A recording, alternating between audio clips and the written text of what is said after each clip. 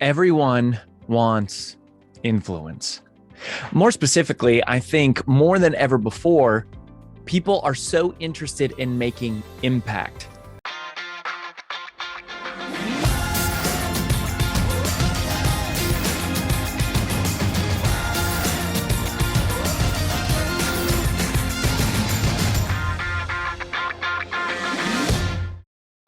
I feel like over the last couple of decades, people have woken up to the idea that income, while it's great, is not everything. Income is a worthwhile goal. It's a worthwhile pursuit. There's nothing wrong with having money. Money is a valuable tool. But I think people have realized finally, and some people, many people have realized that money isn't ultimately going to bring us satisfaction, but impact will. That impact is what we're really seeking. Impact is what we are most after. And more than ever before, I get approached with the question, how do I make more impact? And how do I grow my influence so I can make more impact? And this is a great question. It's a worthwhile question. In fact, it is what our entire team does and studies full time at Brand Builders Group.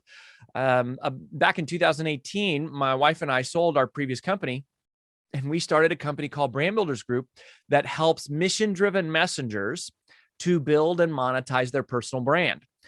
So we work with a lot of the world's most prolific influencers.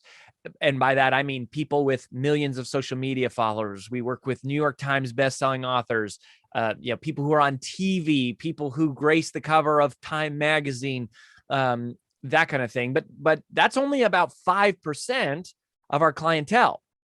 The other 95% are people who are just beginning. They maybe are well known in their company or in their industry or their space, but they're not really well known outside of that. And they're realizing, I want to make more impact. I want to have more influence beyond just my immediate circle.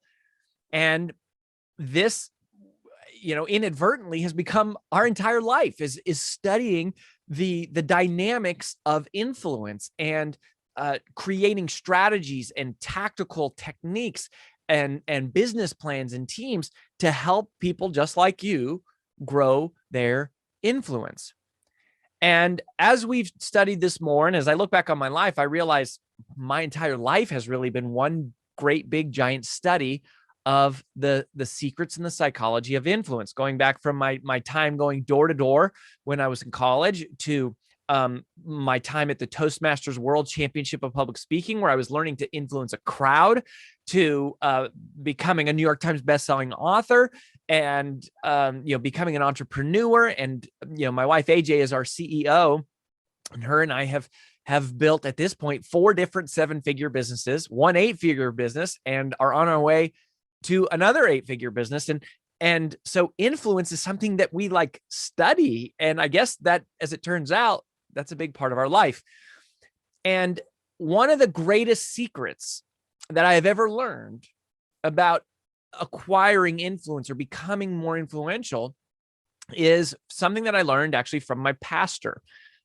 My pastor was telling me this story about something his mentor said to him about where influence comes from and what someone must understand if they want to become a person of influence and really maintain a level of influence.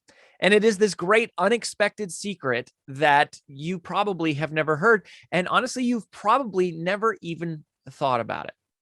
So what is this unexpected secret to growing your influence? Well, here's what Pastor Kevin said to me that his mentor said to him. He said, you have to realize that your influence will never grow wider than your character runs deep. Your influence will never grow wider than your character runs deep. And that I have found to be so true. Too many people seek influence because of the worldly impacts of it, or sort of the external facing advantages of it, that maybe you have respect or notoriety, or you get invited to be in certain groups or to speak on certain platforms or stages. But If you seek influence for the wrong reasons and you're not a person of strong character, of deep character, then what happens is you end up facing what I call the snapback. The snapback is when your influence actually does grow wider, then your character runs deep, and then there's a snapback and your character catches up with you. And there's lots of examples in the media. I mean, you can think of just anybody who has had worldwide influence, who had a mistake in their character, who ended up making, compromising decision or a series of compromising decisions. And there's this massive snapback. And that's because people want to know that the people they give influence to are worth trusting in, are worth believing in.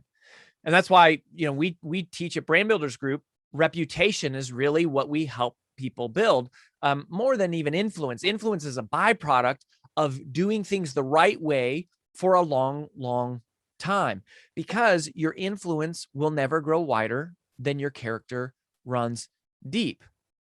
And a lot of our clients come to us because, they want to know the tactics that we teach. At this moment in time, it's actually a really exciting time for us. We have 2 clients on the New York Times bestseller list and 1 on the Wall Street Journal bestseller list at the time that I'm recording this. We have clients getting hundreds of thousands of followers on TikTok. We have a client who just had a viral TED Talk that we helped her with go viral, get 2 million views. And people are often come to us because they see those kind of external things, or they want some of those external things, which are not bad. Those are great things. And then when they start working with us, they find out that our strategy is about reputation. Our strategy is about integrity. Our strategy is about doing the right thing for the long term. Our strategy is about mission over money. Our strategy is about doing the right thing and allowing influence to show up. And sometimes, honestly, I feel like certain people are discouraged when they hear that from us, because they want the immediate influence. And what they don't want to hear, or they weren't prepared to hear, or they weren't expecting to hear, is that your influence never grows wider than your character runs deep. And if you really want to develop influence, there's a lot of those things that you should do, or that you can do, right? I mean, we teach people how to manage social media and write books and, build speaking careers and launch podcasts and get on TV and conduct thought leader research. And these are things that we teach people how to do, but they sit on top of a foundation of integrity, of a foundation of a desire to make impact. And so I'm going to share with you, 3 ways that you can be developing your character while you're waiting for your influence to grow. And even that alone is something I want to make sure that you hear, is that our encouragement, my encouragement, our philosophy, and something that we have just tried to practice as people and as a team and as individuals, our philosophy is to develop your character while you wait for your influence to grow. Build your character while you wait for your influence to grow. There's a gift. There is somewhat of a gift of obscurity, because you can make mistakes, when nobody's watching. You can screw things up. You can try things out. The more your influence grows, the more eyeballs that you will have on you, and the more you'll be under scrutiny. And so it's like, by the time your influence grows really wide, you want to make sure that your character is deep, and your systems are strong, and your team is strong, and your philosophies are clear, because you're going to be under a lot of scrutiny as your influence grows. So what are 3 things that you can do right now to build your character, right? Knowing that as you build your character, your influence will grow, partially as a byproduct of that. And don't hear what I'm not saying. I'm not saying you shouldn't do these other things to focus on building your influence. I'm saying while you're doing them, like while you're trying to build an audience, while you're trying to write a book, while you're trying to get promoted and become CEO, while you're trying to launch your nonprofit, while you're trying to get featured in the media or get to speak on bigger stages, while you're trying to do all those things, you should simultaneously be investing at least as much energy and time into developing your character. and to putting your trust into your and some of your faith and some of your energy into the idea that I trust that if I build my character and I make good decisions and I do the right things, that sooner or later the influence will catch up with me, rather than seeking the influence, not building the character, and having to face the snapback. So here's 3 quick ideas for how to develop your character. All right. So the first one is to learn. Education is a way to strengthen your character. You should be reading, right? You should read ancient, scriptures. You should read personal development books and everything you can on leadership and character and influence. And there's so many great books out there. I mean, John Gordon's written a bunch. I've got 2 great ones, Take the Stairs and Procrastinate on Purpose. I really believe these are some of the best books on developing your character and your focus and your self-discipline. You need to read books like that. They don't have to be mine. They don't have to be John Gordon's, but you got to read something. My favorite book of all time is the book of James in the Bible, right? So I love that book. And whether it's ancient scripture and it's some type of personal development or just, positive materials like Success Magazine or anything, you have to learn. And it's not just reading, it can be learning, right? It's going to conferences. It is listening to great podcasts. I've been podcasting for years because it's this incredible opportunity to provide so much free education to people. And there's so much out there. And are you taking advantage? Because the more you learn, the stronger your character becomes, because you're learning from other people's mistakes. You're learning from other people's wisdom. The second thing I think that you can do to develop your character while you're waiting for your influence to grow is to network. It's to build relationships. The best time to build relationships is before you need them. That's how you build relationships. You don't build trust by asking someone to do something for you the moment you need it. You build trust with people by providing value to them and helping them and assisting them when you don't need anything in return. And when you go out and you make those investments and you serve people and you support them and you help them, your influence grows because you meet more and more influential people. You become who you're like.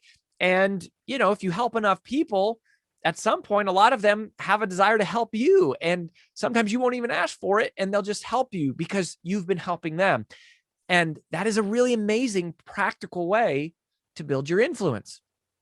And then the third thing is to make good choices. And this goes back to my very first book of Take the Stairs, right? It's a metaphor for doing the things that you don't want to do, for doing the things that most people aren't willing to do. Most people are looking for the escalator. They're looking for the shortcut. And the people of influence long-term are people who take the stairs. They make the good decisions, even when nobody's watching. They make the good decisions, even when they are difficult. They make the good decisions because they know they're the right decisions. You got to be that person. You got to be the person that says, I choose character over influence, because you know that character, solid character, leads to massive influence. But if you choose influence over character, you realize that there's going to be a consequence. There's going to be a snapback that's not aligning your life in the right way, in the divine order and structure of things.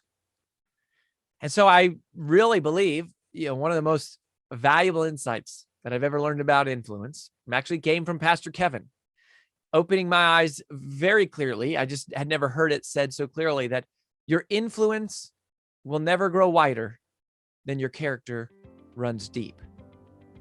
And so I want to encourage you, and I want to challenge you, and I want to invite you to develop your character while you're waiting for your influence to grow.